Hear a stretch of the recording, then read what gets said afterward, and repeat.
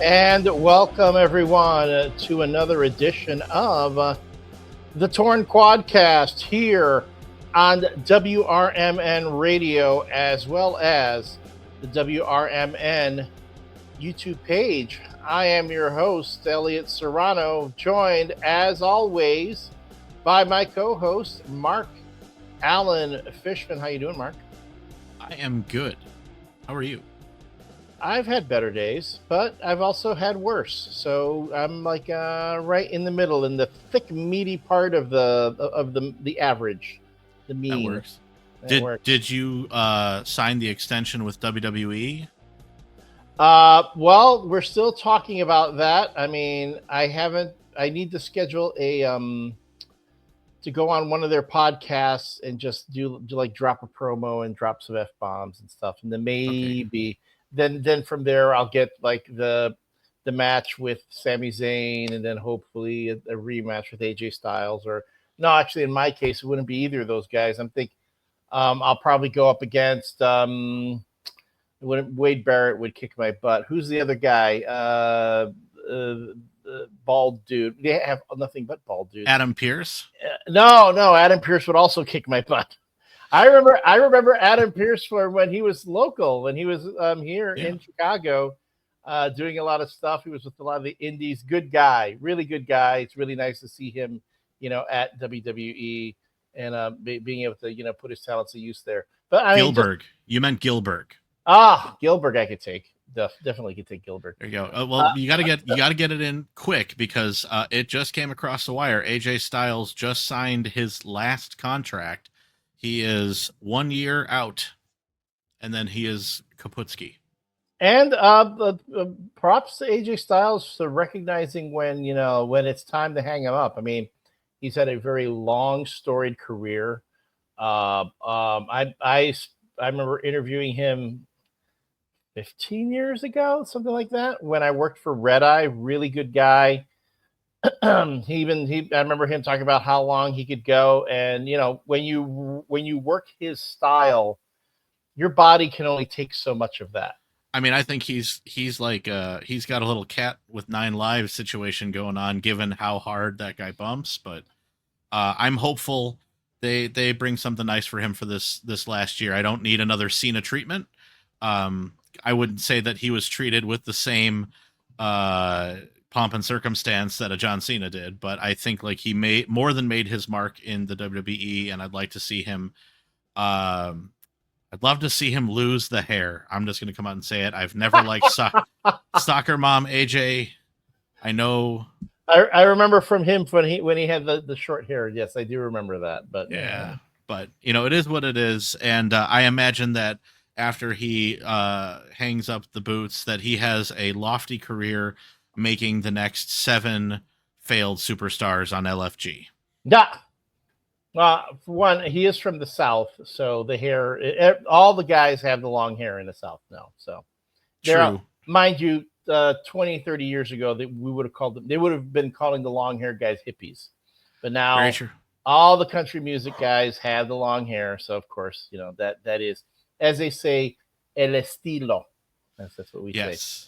But add to that I think it's nice. I think I would say I'm probably going to give Triple H a little credit there, that they didn't just, okay, yeah, you're not able to do what you can do before we're cutting you, like again, like they did with a lot of the other guys on the roster. He didn't fall into the equation of we don't get so much bang for our buck with you anymore, so we're just going to let you go. And even again, and AJ Styles has said again and again and again, his body can't take much more of it. So he's pacing himself. And, and I think he's also said he's pretty much accomplished most everything he'd like to do. Maybe get one more title run in for what it's worth. But, I mean, he got to do the Undertaker's last WrestleMania match. Again, air quotes for the folks who are listening to us on the stake or on the website. Which is funny too, when you consider that it was like a cinematic pre-taped match with the Undertaker on a set, which would kind of it was sort of prescient. It would kind of predict all the stuff that now WWE does now all the time. With a lot of the sets, they've done matches like that. Where everything was pre-recorded and edited now to make it look more, as they say, cinematic. Sure. I wouldn't go home on that match myself, but I think he's had a great career. The man has been he's invented probably half a dozen moves that many talent owe to him. I'm pretty sure almost entire Logan Paul's entire acumen is owed to him. So in some way, shape, or form, AJ Styles is going to live on plenty. Also, I mean, he was part of the illustrious Bullet Club. For those who follow that whole thing, he could have retired on that alone, as many who were involved in that. But he forged a career afterwards and said, "We don't have to. There's no eulogy needed here. He's got a year. Let him do something great. If there's a ramp for him to get that title one last time, fantastic. If not, just keep him relevant. That's what matters." Yeah, one last WrestleMania, one last Royal Rumble, one last all that, but much like John Cena did, but without the same pomp and circumstance, mind you. There's some will say, hey, again, AJ Styles, in the end, okay, he is a Hall of Famer. He will go into the WWE Hall of Fame. Yep. He's had more ups than downs.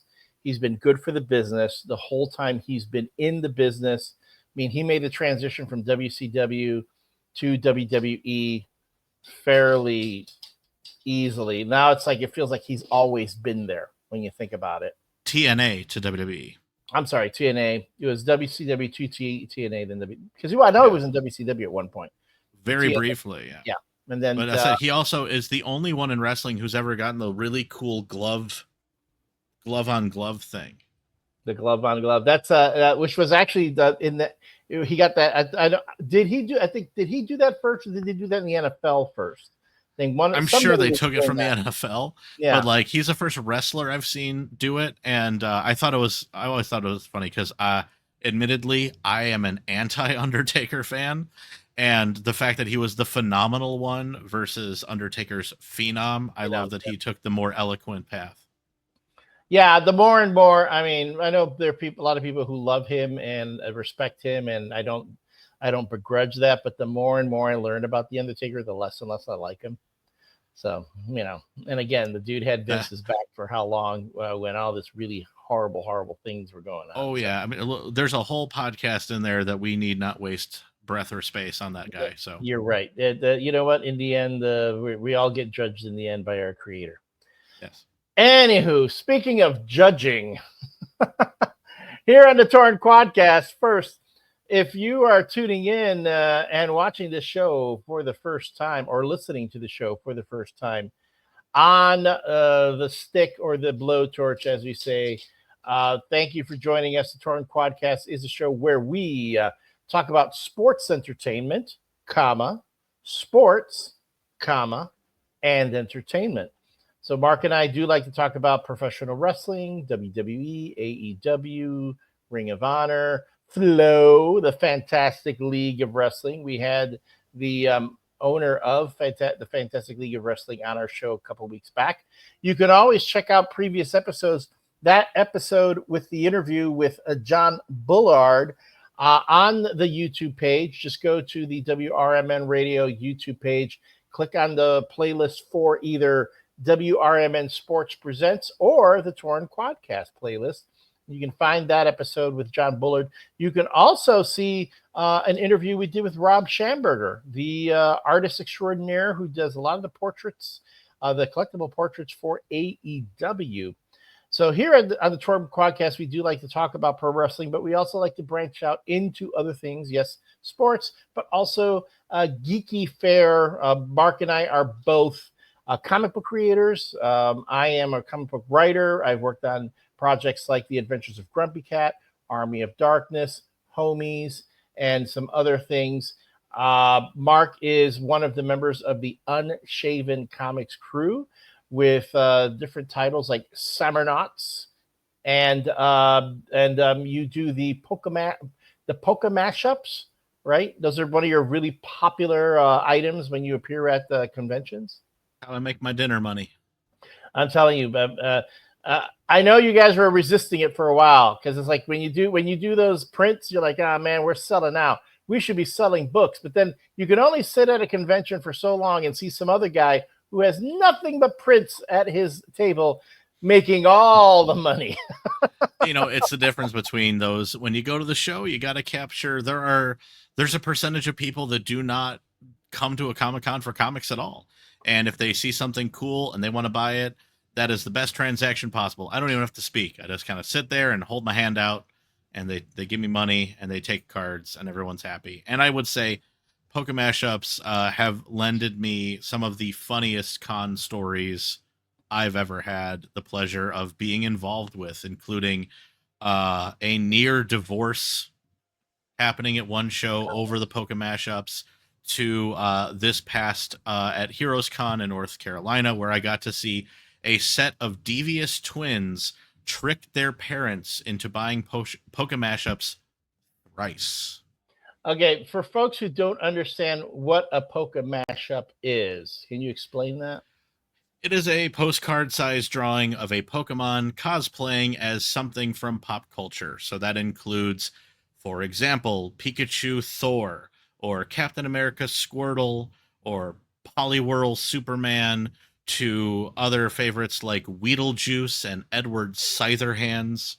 They're funny little punny drawings, and I've covered everything in pop culture you can think of, from Marvel and DC to movies to even wrestling superstars. I have a Macho Man Randy. God, I don't remember the name of the stupid Pokemon. I've got a Wigglytuff CM Punk. Don't get the Poke fans mad at you, man. Look, man, if you can start a fight with Trash Panda, I can start a fight with Pokemaniacs. You comment. And then I've also got a Stone Cold Steve Charbach, and oh boy, what's the last one? Stone Cold, Macho Man. Oh yeah, I have a Hypno John Cena. I couldn't think of him because I couldn't see him. Oh, good golly. Yeah, and when I sell out of him, by the way, Poke Mashups is over. I'm going home. Well, can you do an Ash, the Pokemon trainer, running from a giant Pokeball? Of course I could. With Indiana Jones, dressed as Indiana Jones, and there's a giant Pokeball behind him. Oh yeah, I could definitely do that. Yeah, see, and then there you go. There's another idea. You can sell that baby, and the fall off the tongue, pal. I appreciate it. There we go. All right, so what we're going to do is we've got on today's show, we've got two shows we want to talk about. The first stuff being the WWE Night of Champions that happened last week. In fact, if you tuned in last week on the YouTube page, you caught us after it actually aired. I thought it was funny that the show was in Riyadh and it wasn't on a tape delay or anything. WWE aired it on Peacock at noon. Not that it mattered. I was at the White Sox game at that point, or I'm sorry, not even at the White Sox game. I was working my way to the White Sox game for the WRMN affiliates, and the traffic was ridiculous. I don't know what's going to get me to go into the city again for a while, but so I missed it, and then I even couldn't catch it afterwards because getting home was late, and there was a whole bunch of drama surrounding that. I watched it the following day. I was surprised after you sent me all the results of the event. I hadn't watched it all yet. I only knew what happened in the first match and decided, okay, let me see these matches for myself and judge them, even though I know what the endings were, and then move forward. So we will talk about WWE Night of Champions, how our predictions went versus how the event actually unfolded. And then in the second half, we're going to talk about AEW All In. That's the big AEW pay-per-view that's coming up and that I know Mark is really excited for. And I don't begrudge him that. I'm only looking forward to the Tony Storm match. That's it. That's all I care about. And I'll probably watch it on YouTube later. Anyway. So with WWE Night of Champions, let's go down the predictions we made and what actually happened. Yes. So first off, Cody Rhodes versus Randy Orton. I believe both of us at this point had picked Cody. we said that while it made sense for Randy Orton to win, chances are Cody would win. And this is a weird thing. I was watching this match, and this is the one that I didn't know what the ending was. I had watched it, and then later, I think it was like maybe a half hour later because I had to stop. Then a half hour later, you messaged me with the results and what you thought, and then I was like, "Oh yeah, that's right." But still, yes, it made more sense for Randy to win. We knew that Cody Rhodes would more than likely win. And I remember watching the match thinking, hey, this is pretty good. Damn it! Cody did win. Yeah. I mean, look, we still haven't necessarily seen. I mean, obviously, we're going to get the retread of a WrestleMania main event at SummerSlam, but we'll see how the story adjusts itself, changes. What other rappers will come loose? Will maybe The Rock should come? Yeah, The Rock should come back. I mean, people are really kind of annoyed that he's kind of dropped out of the whole storyline. Yeah, and I mean, there's been hints at that too. So, like, let bygones be bygones. Randy Orton already kind of had his shot with Cena, and I imagine on this kind of goodbye tour, Cena's getting in one last round with everybody. Orton just came up first, and yeah, I guess yeah, he'll move on to whatever. But it was what it was. Next up, Rhea Ripley versus Miss Rodriguez. Raquel Rodriguez. That was a surprise of the night for me. I don't know how you felt about it. All I know was like, okay, and you predicted that Rhea Ripley would win, which she did. Yes. And I argued that it made more sense for Raquel Rodriguez to win because Rhea Ripley's over. Okay. Yeah. She doesn't need to be built up. She's at that level as it is. It would make more sense for her to put Raquel Rodriguez over to build her up. But after watching this match, I was going, they did a pretty good job of building up Raquel Rodriguez. Yeah, and it doesn't hurt that she also injured Rhea. Yeah. But that's gonna that when you're doing, I mean, that final bump that they took with the riptide off the top rope off a table. Yeah. I mean, that could have gone so many ways, and Raquel ended up taking the worst of it. I swear, it looked like she got hurt on that thing too. Yeah, and I mean that's just the thing, and it's all props to both ladies. I think again, something about Saudi Arabia and the fact that the ladies have to come out in full bodysuits, and that part of their matches, something about it just changes the vibe for the better. I feel like, because now it really does become about the match, about an athletic competition, or in this case, like an angry competition between bitter rivals wanting to hurt one another. I think, Raquel came out of there looking like a beast, even if she lost. I don't think she lost any tread on that because there's still a whole bunch of hullabaloo with the Judgment Day crap. Yeah, so, no, they've got the tag team titles again. We'll go into that. Yeah, it was good. Yeah, and then you're right though. I remember the first time they were the first time they were in Riyadh, and the women had to dress again. They had to pretty much cover everything except their head and hands, which again, I know it's for religious purposes, but the men are going out there mostly naked anyway. And well, I won't get into my thoughts on the hypocrisy of that, but still, they're shared. But this time it seems like most of the women, when they went out with those suits, they looked like the design looked more. They were better executed in the design, and they all came out looking like superheroes. Yeah, props to their seamstresses and their gear department, whatever they're called.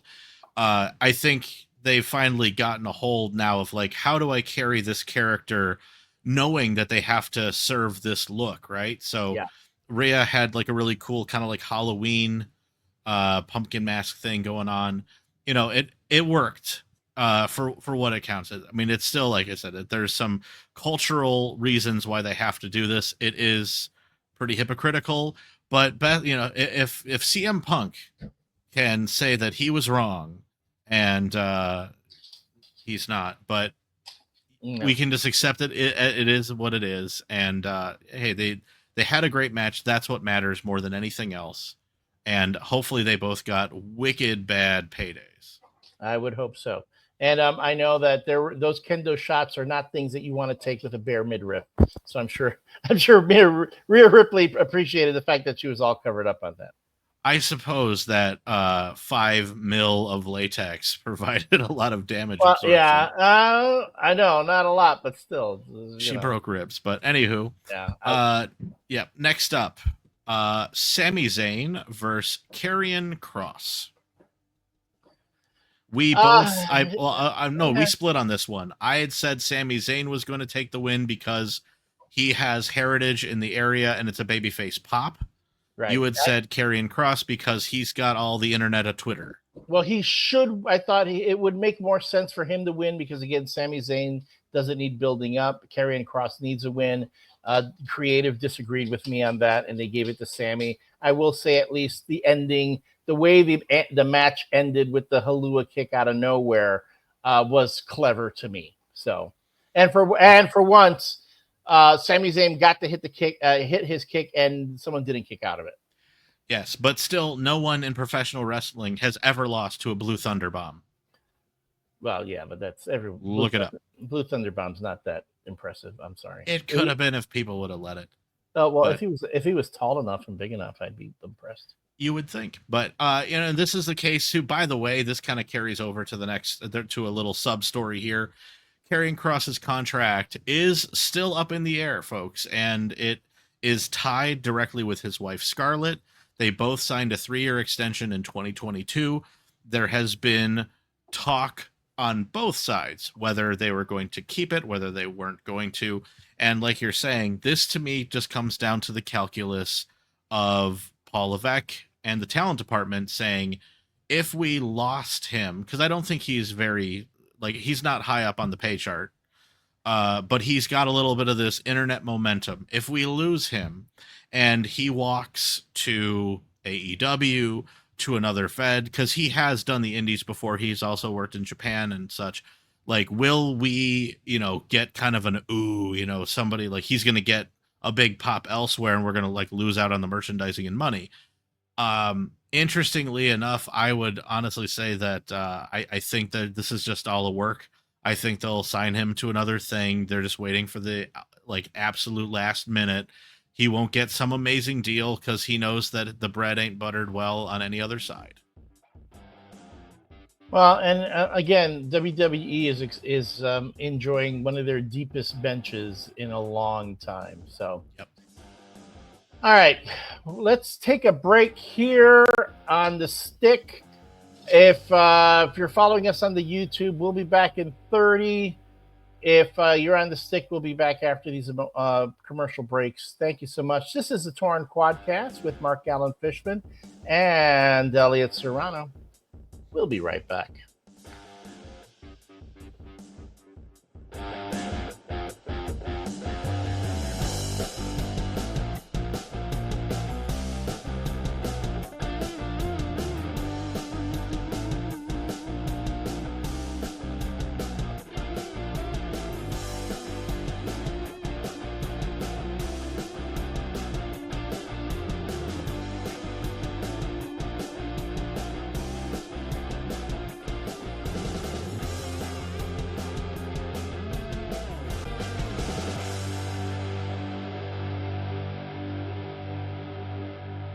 And we are back. Thank you so much, everyone, for joining us. This is the Torn Quadcast on WRMN Radio, AM 1410, and I am Elliott Serrano, joined by Mark Allen Fishman. We are the hosting duo of the only show on radio that talks about sports entertainment, sports, and entertainment.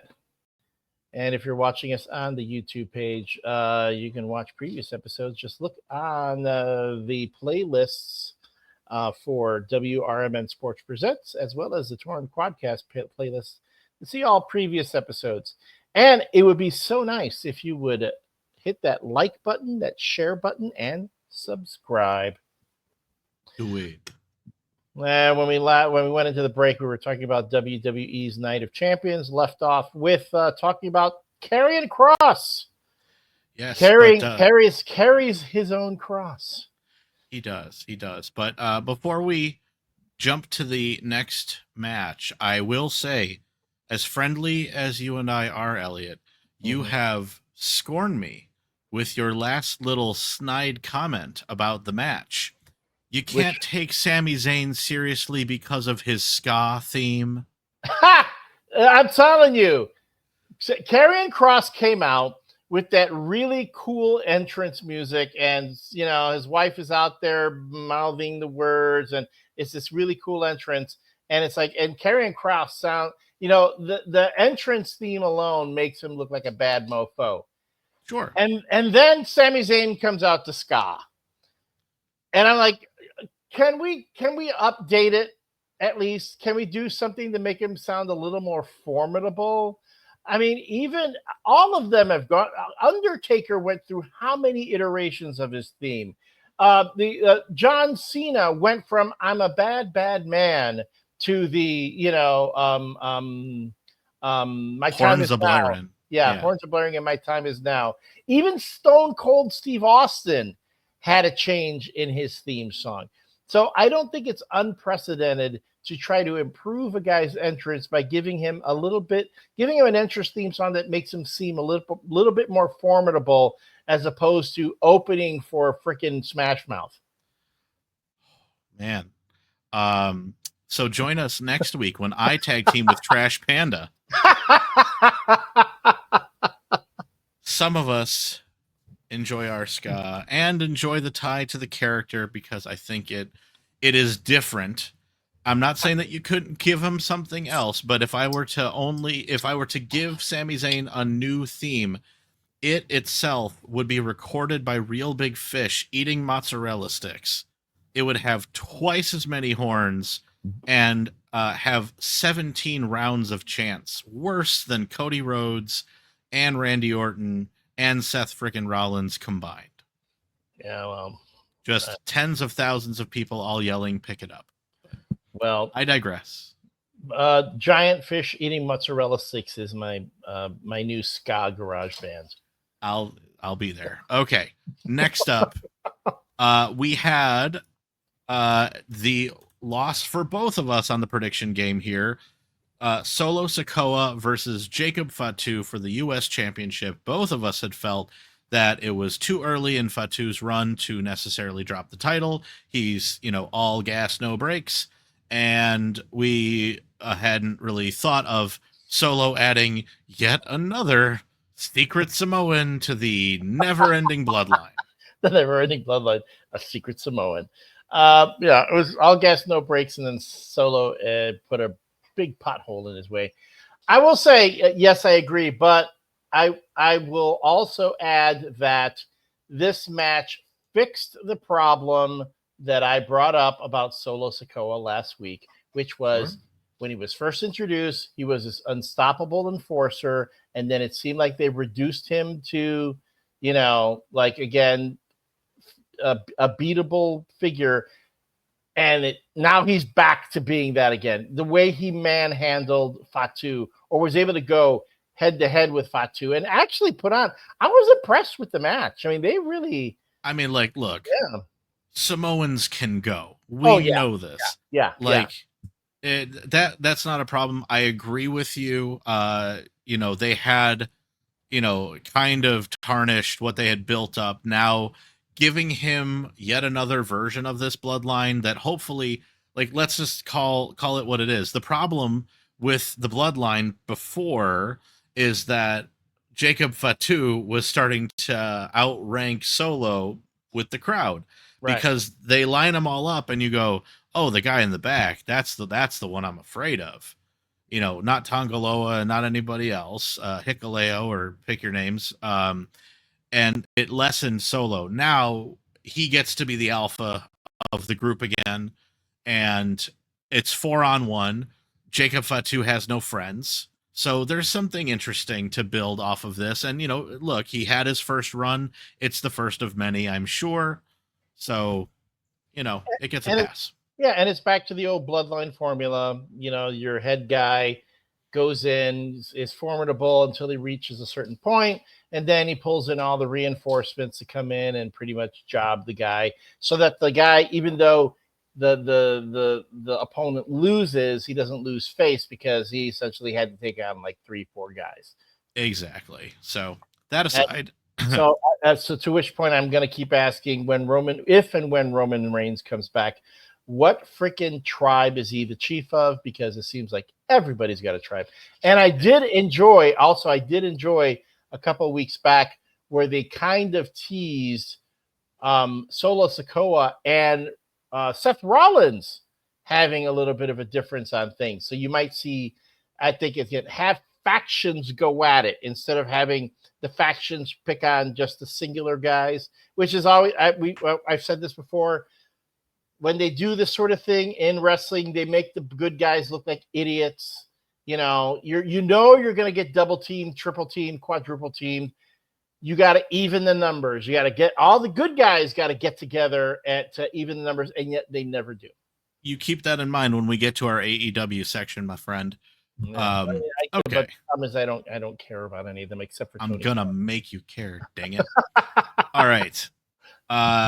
2 to go. Next up, Jade Cargill versus Asuka.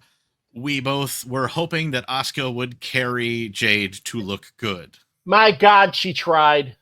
Yes, did she try? I was watching this thing and I'm going, man, Asuka is doing everything in her power to make Jade Cargill look good, and Jade Cargill was having none of it. Jade she's just proving that somehow she is getting by on personality only. Personality and a great physique. And sometimes that's, that's how Hulk Hogan did it. Hulk Hogan was not a great wrestler. Okay. He had presence and personality, and that was it. So I am not going to deny that Jade Cargill doesn't have charisma and, again, a great look. And it didn't hurt that when she came out and they said a Storm was coming, she was dressed like Storm from the X-Men. Yes. I mean, she is so lobbying to be cast as Storm whenever Marvel finally decides. Very, very true. Yeah. You make a good point, but I would only counter to say that a Hulk Hogan does not work in 2025.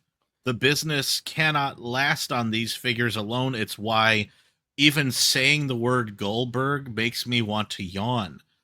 You can have charisma and presence. You can have the physique for it. But if you can't go bell to bell for 10 minutes and tell a story, and Jade can with the right opponent, but like you said, Asuka tried. Who cares? Jade wins Queen of the Ring. She will now, I believe, face Tiffany Stratton, and everyone's biting their bottom lip till it's bloody because, oof, them girls may not be ready for that. Well, I know she's raised her game. It's going to be up to Jade Cargill to raise hers. And again, she's young. She's not, she's not like a seasoned veteran. She's got a long way to go. She'll get there. Just right now, she just has the charisma and the look to carry her right now. And I feel bad. It's like, I don't want to be one of those people who rag on her. I don't want to be that. I don't want to do that. I'm rooting for her. God knows, I think she's an incredible talent, and I want her desperately to succeed. I do. It makes me, again, when that end just kind of went screwy. I mean, and it's not that she didn't pin cleanly. It's just that the way she did it, Asuka could have kicked out. She could have raised that shoulder and it would have kept going. But yeah, it kind of like it again. It spoils the illusion, as they say, of the match. It does. I would say, the finger of shame is not on Jade. I think that it's actually a little bit on the bookers for needing to pull the trigger too early for her from NXT. And I feel like there's ways that you could write a character like that where she can have the presence and not like automatically just have to march up the card. A character can have different wants. So I would only aim to say to the WWE writers who listen to our show, maybe Jade doesn't have to always go after the top cummerbund. Maybe she just wants to amass power a different way. Think about it. Again, she's got presence and charisma. I thought the feud she had going with Naomi was really good. The three-way thing between her, Naomi, and Bianca Belair. They sold it well. They could have carried that a lot longer, kept that feud going. I thought they meshed really well. But it seemed like, I mean, I don't know if there were any issues with Naomi and Bianca that were keeping them from, you have vacations, you have injuries, all that other stuff that's going on. That might have gotten in the way. But still, it's not that Jade Cargill can't work and she can't have good matches. It's just, it seems like when the spotlight is really on her is when things tend to kind of get flubbed. And I am, but again, saying I am rooting for her to succeed. I am still very confident she's going to be freaking huge, and just hopefully keep moving forward. Yes. Our final match of the evening, as sponsored by AARP, was John Cena versus CM Punk. Both of us thought Cena would win, and guess who won? And Cena did win. I say Cena.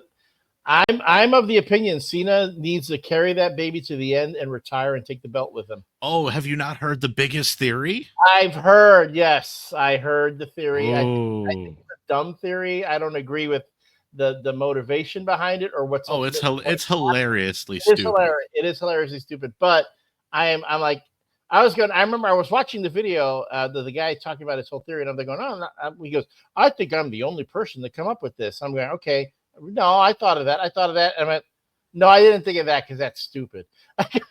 It's non-original. Okay, real quick, for those who aren't following along, if John Cena were to leave with the belt, could he take the WWE brand with him, and TKO would form a new brand name, hence severing the last thread to the McMahon family, except for the fact that Paul Levesque is your booker, Stephanie McMahon is on your board of directors, and Shane McMahon still breathes. And the WWE Championship on Raw is called the WWE Championship. So you can't rebrand anything. The gymnastics you would have to do to make it happen. And here's the other thing. The WWE is a worldwide recognized brand, probably in the top 10 of most recognized brands worldwide. They aren't ditching it because of the less than desirable former chairman. There have been many companies that have had less than desirable chairmen that still maintain their name. Some of them got married recently in Italy. I'm just vamping here while Elliott chokes. Some of them even formed computer companies where, Who did that? I'm sorry, who got married? Oh, Jeff Bezos? Oh, I thought you were talking about a McMahon. I thought you No. No, Shane McMahon is perpetually a bachelor. But, if you were to maybe check out certain apps, you might find him. You never know. Yeah. But it is what it is. So, yeah, you know what? It was a fine match. The end with the whole handshake, and then we get once again Cena's weird stone face grimace into the camera. That's two. I don't want to see it a third time unless there's something that happens.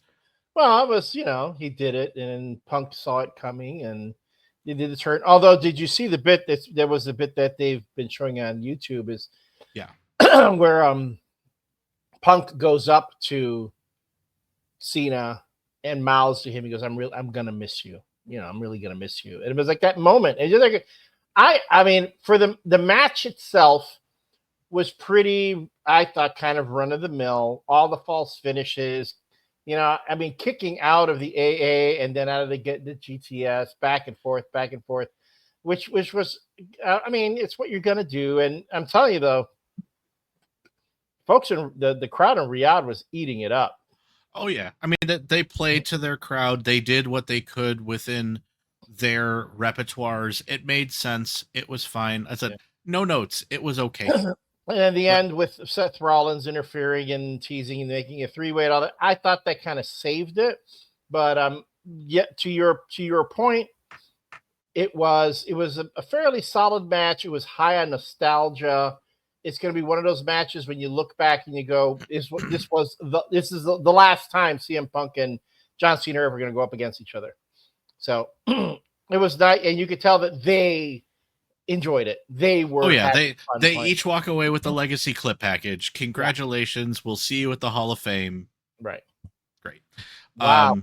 Could you put a little more derision into your tone? No. I got two quickies. I know time's running out. First of all, if you're following along, apparently Ludwig Kaiser is totally not the new El Grande Americano, but boy, is it funny. I am all in on this gig. I saw you do that, but wait, were you being sarcastic or for real? No, Ludwig Kaiser is now under the mask. Oh, he is? Yeah, I was watching a package with Grande Americano, but I had it muted and I couldn't tell what was going on. And I was looking going, he looks kind of different to me. Yeah, so Chad Gable is, who's totally not El Grande Americano, mind you, is presently injured. And in order to keep it up, Ludwig Kaiser, who does have like the same repertoire, but he's not as muscular as Chad Gable. He's a little leaner. He's also taller, and he's also German, and even with all the cocoa butter in the world, nowhere near the same skin tone. But cocoa butter, that. Well, if you watch his TikTok, Chad Gable apparently puts on way too much cocoa butter. I don't to the point that he gets complaints from his fellow wrestlers, to which he used to hide behind Otis and say, "Don't care." That's hilarious. Yeah, so that happened. And lastly, Mark wants to have a fit on air, the New Day on Raw dropped the tag team titles to the Judgment Day, and it puts the pin on this poop sandwich that was the New Day heel turn. I'm so glad that Kofi Kingston and Xavier Woods got to play dress up and wear their Majin Buu necklaces and sneer at the crowd, but ain't no one bought it, no one buying it, and I'll look forward to the Unicorns and Big E apology tour in 3 to 4 weeks. Interesting. I was surprised by that as well. I was like, okay, maybe something was happening behind the scenes that we're not aware of. Maybe the New Day needed to take a break. Who knows?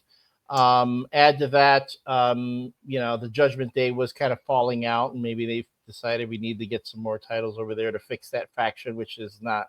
Well, according to the notes, they're saying that this is actually part of a slow build of making Finn Balor a babyface again to ultimately face Dominic Mysterio in some kind of blow-off match. Whatever. Yeah, I mean, look, Finn Balor to me is more entertaining as a heel because he is not a big dude. But as a babyface, he instantly gets babyface heat because he's not a very big dude. He was also way more entertaining when he did the demon gimmick. So forever and a day, but you'll never sell me on those stupid dreads. The fake weird. I know. It looked like he went to Spencer's Gifts, or I'm sorry, Spirit Halloween. But yeah, no, I know that seemed kind of weird, and I was a little disappointed. But hey, I keep saying they need to unify the titles. I was talking about this on Big Top Sports that they do not have enough talent in the tag team division to be able to support 2 brand titles. I say unify the titles and let it go back and forth between the 2 brands. It makes so much more sense for them to do that. I really wish they would. They while they have a huge roster, I think that it just makes the titles more important and less of an afterthought. The only problem being that due to some championships, we have the USA Championship and the Intercontinental both sitting. You don't need a small, medium, and large championship, so they would have to put them back together in full. I would actually love to see the WWE if they did that. Maybe you make a faction belt. if you want to really go after and like do something interesting and new. But oh hell, just go do the WCCW thing and do a 3-man tag or 6-man tag, like trios. That's a trios tag. So, and I of course look at our remaining seconds, and I once again blame Elliott for vamping just long enough to make sure AEW gets no coverage. Well, guess what? We will have AEW coverage in the bonus round. In the bonus round on the YouTube. So, folks, if you're listening to us on the stick, stay tuned. White Sox baseball is going to be coming up soon.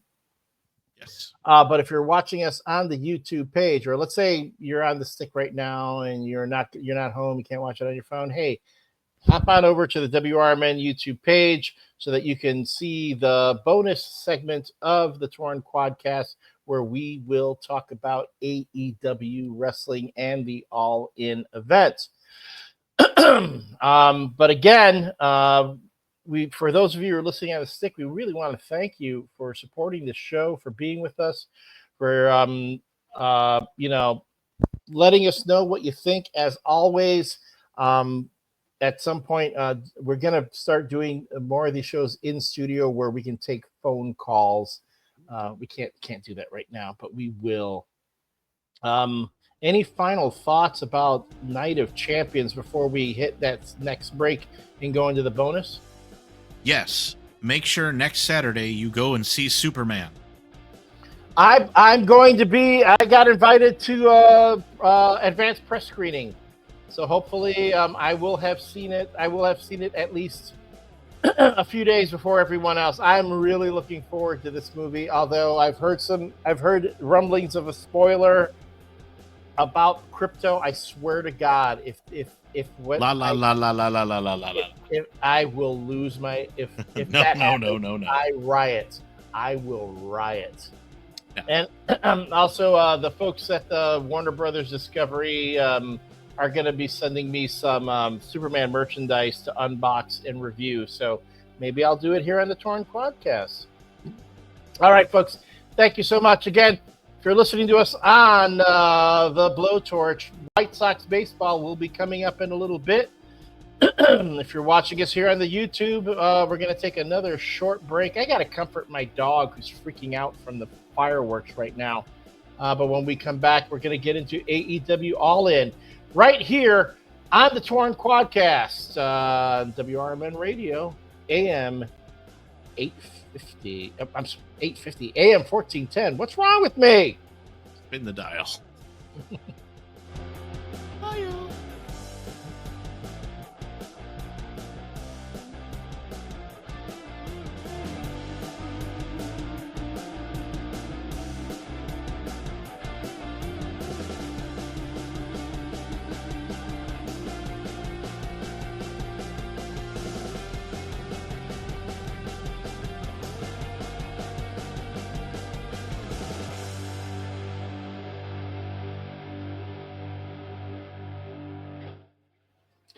And we're back. This is the Torn Quadcast on the WRMN Radio YouTube page. We are in what we call the bonus round, where we get into topics that we didn't have time to get into in the first part of the show. So, in all fairness to my co-host, Mark Allen Fishman, who accused me blatantly of keeping him from covering AEW All In, don't you feel bad now? No. All right. It was worth a shot.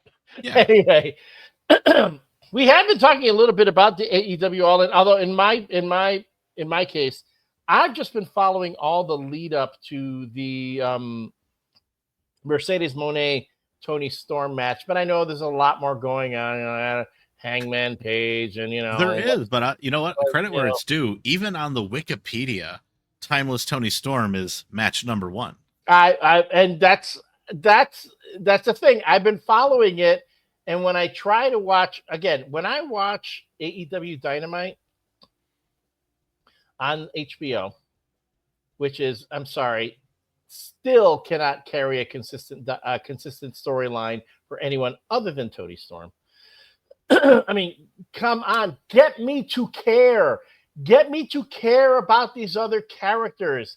Yes, you've got the Hurt Syndicate, and they've got MJF in there, and that's great, and they're all big bad guys. I mean, you got the one nerdy white boy who wants to hang out with the bros, and they're too cool. I was that kid in high school, okay, and yet I still don't care.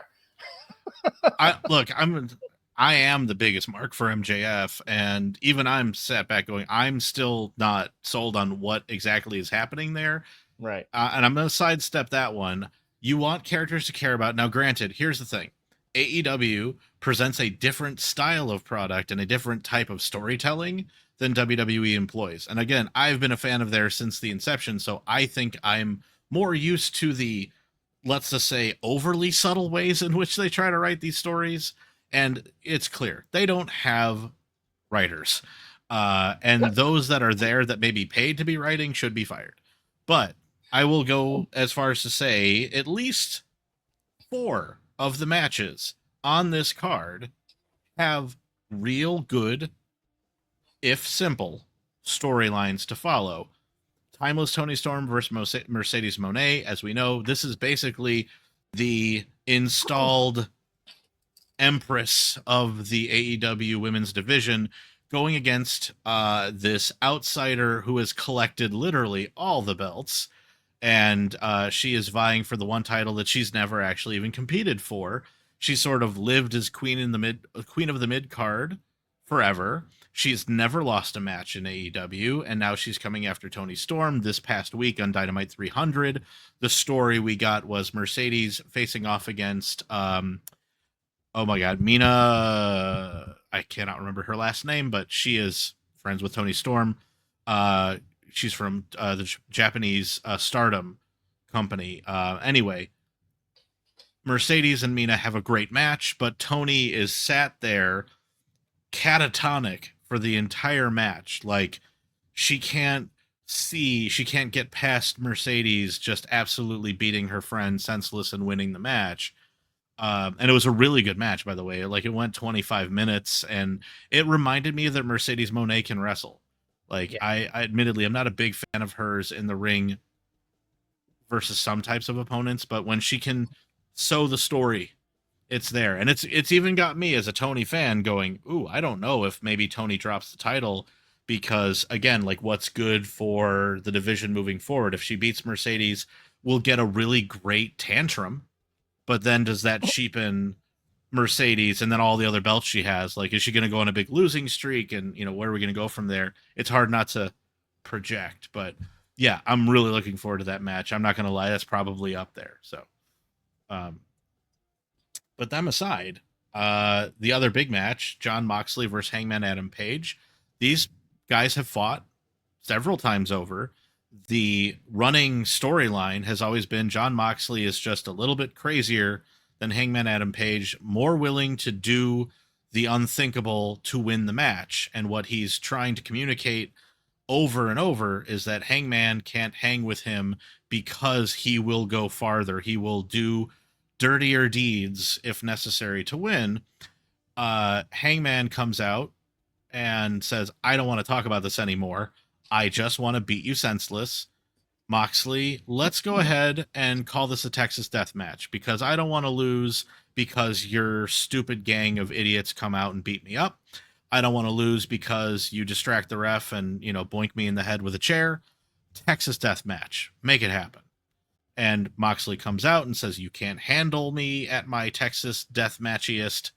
And there's a little bit of a brawl, and because somebody back there listens to Elliott Serrano, the Death Riders come out, start to beat up Hangman Adam Page, and then suddenly Samoa Joe and his little group, the Ops, come out, and they don't like the Death Riders, and they push them back. They even the odds and then push them back so that we get kind of a fair fight. And it's very clear that this Texas death match will likely involve some crazy fracas, but at least it'll be even until somebody swerves. But it's a good match to have. Like I've said before, I am so tired of Jon Moxley as champion. I hope he's tired, because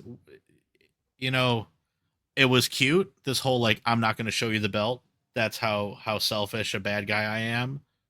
Okay, point proven. We move on. Then we will find out eventually that what happened was John Moxley lost the belt. He left it like in his rental car in Tampa, and he's been waiting forever to find it and get it back. Like some guy's been blackmailing him and saying, "Look, send me $1,000." He just waits for the loop because AEW goes to like the same, let's call it 24 cities. Right. He just keeps going back to the room and like checking. Oh, has my belt shown up yet? No, damn it. Damn it. Okay, Tony, I need another. Okay. I need another week. All right, he's not even, Tony doesn't even know. He's just like, no. John, yeah, John, this is a great idea. Awesome. Yeah, I'm going to do that. Why not? Meanwhile, he's got an AEW belt that he bought like at the Target, and he's throwing it in there to give it the shape of a Probably. Oh no, I mean it's like a big metal dumb case. Kazuchika Okada, the Continental Champion, is fighting Kenny Omega, the International Champion, in a we are going to fuse these belts together because duh. And so our story, the International going up against the Continental when they fuse them, it's going to be the Continental. Yes, the Continental Bank. Yes, not the other one, as everyone in the AEW locker room has accidentally said. And notice how I avoided saying that. I'm here to let you dunk on it. I zagged when everyone else zigs. But it does make sense that these two mid-card belts. Now, here's the funny thing. The Continental Championship was actually not a defendable belt. For anybody who actually paid attention to this, that was the prize for winning the Continental Classic, which is a yearly tournament that AEW holds. I guess they finally realized that you can just be a tournament winner, and you don't need a cummerbund to declare that winning. So, great. These two guys are going to fight. If you don't already know, Kazuchika Okada and Kenny Omega have fought each other about 12 billion times. I think like 5. In Japan, huge back and forth. These guys have both been good guy and bad guy. They've swapped places. The storyline we've got going in here is that Kazuchika Okada has aligned himself to the Don Callis family. This is a extremely large faction of bad guys. And they continuously attack Kenny Omega and his poor Whittle Tum Tum because he suffers from diverticulitis, which means in wrestling speak, every time someone kicks him in the stomach, he falls over, chews on 4 blood caps, and then spews icky all over the place. And we feel bad. If you can't tell, I kind of hope Okada wins. And quite frankly, Kenny Omega is probably the only guy I care about in this whole thing. So he's a super cool, nice gamer dude, and he's great guy. Amazing. He's been around forever. I know him. I know his character. I'm familiar with him. Everyone speaks in glowing terms about Kenny Omega. So of course you gotta love him and root for him. And yet, of course, he's the one who's in the mid card. I think he's there on purpose, though. I think much like Cody, without saying it, he recognizes that AEW needs to be built on the back of newer stars, not John Moxley. And hopefully with Hangman taking the big prize, it kind of ushers us into a different era. I think Kenny's also probably towards the very end of his career as well. Mm-hmm. So I think this is him trying to go out on top in the appropriate place on the card.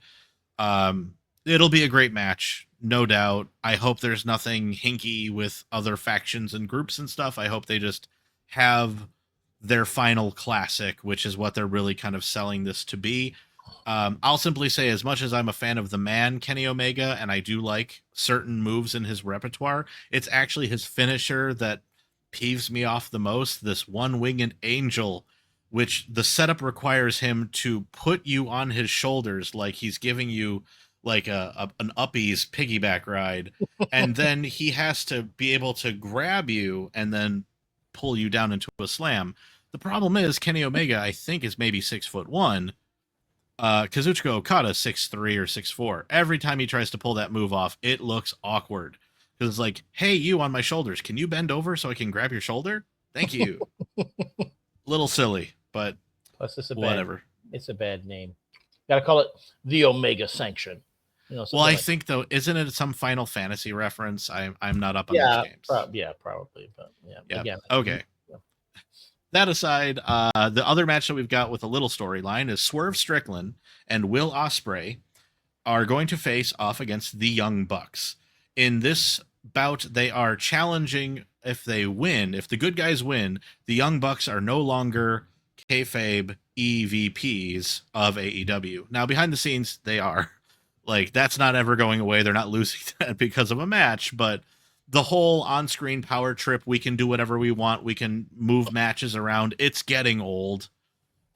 Swerve and Will Ospreay are huge over baby faces right now.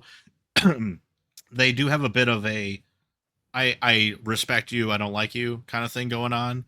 So it's very much the match of, can they homogenize long enough to strip the Bucks of their power? Excuse me. It's going around. It is, apparently. I'm interested in where this will go. I think the Young Bucks, kind of like Kenny Omega, I'm not a fan until I see them wrestle, and all of a sudden I'm reminded, like, oh, they actually are really good as a tag team. They've got like all the match maneuvers together. They know one another. There's good, just synergy from move to move to move. They tell a good story. It's funny when you know that these are like super good Christian boys and just like seeing them be naughty. It's like when a Mormon decides to drink Coke. And really, but are the Young Bucks really that young? No, that's the other thing, is that people keep joking. Like, if you track both of their receding hairlines, they are not young. Not, but you can't call them the, the old Bucks. The old Bucks or the middle-aged Bucks. I mean, they could have just called themselves the Bucks, but whatever. I mean, it's Boomer Bucks. The Boomer Bucks. I take it. Millennial Bucks.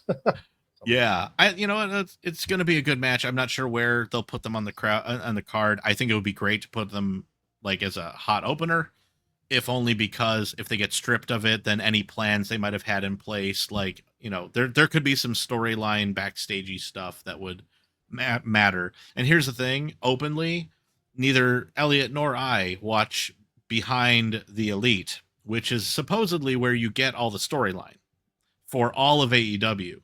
They don't promote it. I don't watch it, and I don't care. I'm usually in it for the match. Where do you? It's on YouTube. It's a YouTube series. All right. But like, it's chock full of like self-referential jokes, and it's eons deep of lore. I'm not interested. I just want to see the guys fight. Is the character acting any better? Because everything I've watched is like really cringy. I couldn't say it's any better. Like, nobody in AEW is taking an acting class unless you were in the WWE, and it shows. Yeah. All right. All right. Beyond that, there's only two other named matches here. They are the men's and women's casino gauntlet match. The rules for this thing are nightmarish. I couldn't explain it to you if I tried. I just know that the winner gets a title shot, which I think is pretty cool, given that, like, how the WWE makes a meal out of Royal Rumble to WrestleMania. AEW is like, screw it, put it on the same card. That way, you've got that. It still could happen on the same night. You could have your Seth Rollins theft of the century moment. And there's a lot of storylines feeding into these casino gauntlet matches as to like who's supposed to win or not. MJF has made it very clear it's his goal. This is where I'm hopeful the storyline of him joining the Hurt Syndicate plays out, either for better or worse. I actually think it would be funny if Bobby Lashley also gets into the casino battle royale and we get the spot for the instant turn. And just like end this thing early, put a bullet in the back of its head and call it a day. MJF is really good on his own. He hasn't done much other than, I do find him hilarious that he doesn't call MVP. He always has to call him Montel. And he doesn't call Bobby Lashley Bobby. He calls him Bob. And it's like every time he hits it, I just giggle. He's in it right now. The number one spot, by the way, of the men's casino battle royal is oh my god, I just forgot its silly name. Oh, the one guy with no front teeth, Mark Briscoe. He won some match to get this coveted spot, and all I was thinking is, what a waste. He's not winning that. Well, wasn't he the one his brother? His brother passed away. His brother passed away, so I mean, there's that whole we were rooting for the Briscoes on this whole thing, and While true, we did that 3 years ago, mm, and he's been sort of writing that enough. It's kind of over. Like the mourning period is gone, and while he is a solid hand in the ring, as Stone Cold would say, he is not world championship material. He is not world championship match material. He is a tag specialist who is very good and has learned to change his style to be good in singles competition. But to me, Ring of Honor champion is where he peaked. And I wish him nothing but the best. And I hope that his ding-a-ling doesn't ring too hard when MJF absolutely murders it. oh, wow, There's your hot take, kids. wow. That's why you come for the bonus round. Yes, we give a bonus round. All right. Well, this All In will occur the night this airs, right? No, this is a week in advance. So they Oh, are their opening weekend. They're opening opposite Superman. But luckily, if you watch Dynamite 300, they were sponsored by Superman, so I thought that was pretty cool. Well, I will say the promotional tour, all the press and everything that this Superman cast has been doing is really impressive. They are everywhere. They're going hard. I mean, they need this one to succeed. They really do.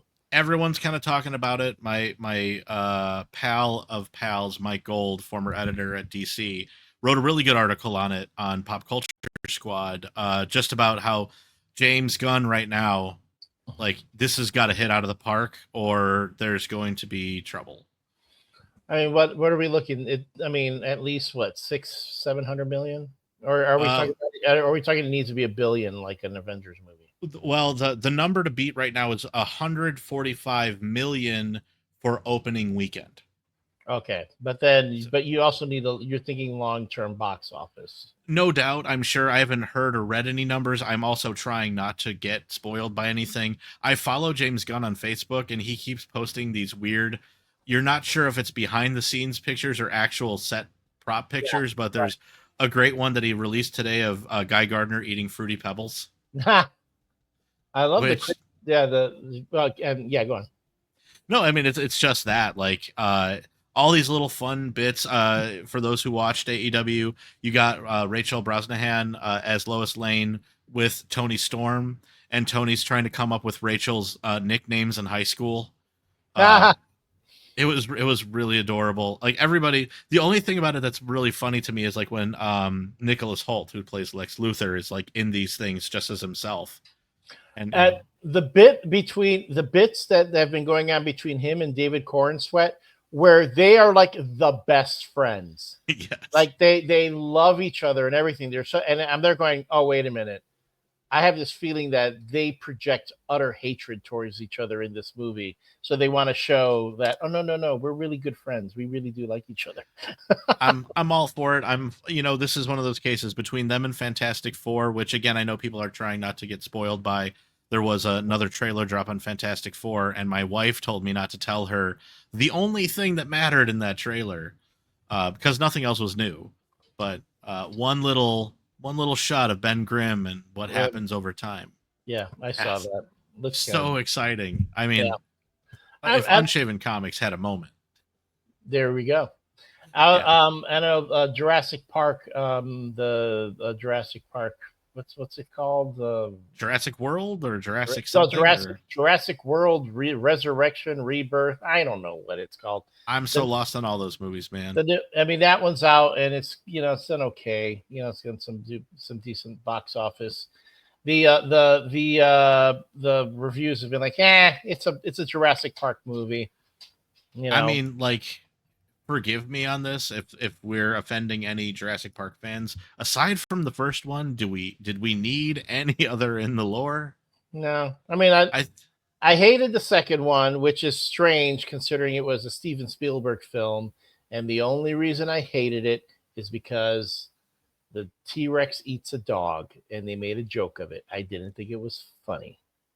And then, I remember seeing it this going, why did I see this? And it had nothing to do with that. It was just like, wait, again, like, well, it was I'm sorry, it was also Spielberg himself.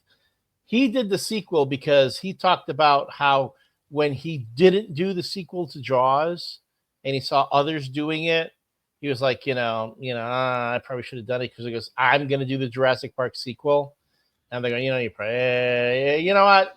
Yeah, that was that. Thanks. What happened, buddy? Yeah. I'd say the other movie I'm looking forward to a lot this year is The Naked Gun. That one looks funny, but I mean, to me, I'm afraid that they're giving all the funny stuff in the trailer.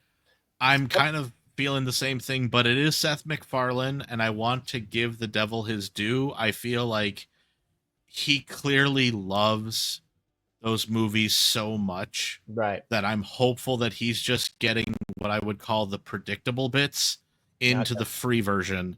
And all I'm saying is right now, someone put the bubble of safety around Mel Brooks so that we may all be here when Spaceballs 2 comes out. Finally. And Liam Neeson is hilarious. That bit he did in Ted with the tricks was pretty funny. If you haven't seen it, folks, just you'll see it on YouTube. It's Liam Neeson wanting to buy a box of tricks and asking the teddy bear, I hear these are for children. Yeah. I won't be followed if I buy these. who would know that Liam Neeson had such a sense of humor? And it's one of those things where, again, at first I thought stunt casting, like with him in this role in The Naked Gun, but no, you watch a trailer like, no, actually I get it. He plays a really good straight man against the traditional Zucker gags. Well, I would encourage see him in not extras in Life's Too Short, the Ricky Gervais vehicle with Warwick Davis. Oh, and Liam Neeson shows up and he wants to do comedy, and it's funny. If you want to see Liam Neeson do real comedy without it being a comedy, see Darkman. I remember that one. With a very young Frances McDormand. Yes, and I mean, look, I have such a soft spot for Sam Raimi. That guy, to me, he can do no wrong, even when he's done wrong. And Darkman clearly came out at a time where, like, Hollywood had just discovered superhero movies, and that guy was like running at the big one, guys, just give me one. I'll make one. I'll even make one up. And I recently watched Darkman again just because, like, I've never laughed harder when a guy just grabs his arm and we get like a 12-minute segment of his mind going crazy. Tears the guy's arm off. Yep. Oh, and it's played seriously, which is the best part. It's an EC comic book, a superhero comic book out of EC. Yeah. And I remember watching it when I saw it in the theater. I was the same way. I'm like, oh, this is hilarious. I remember just cracking up at some of the stuff, and and it's not to be taken seriously. I think for that very reason, it holds up fairly well. But yeah. So props to Liam Neeson for his entire filmography.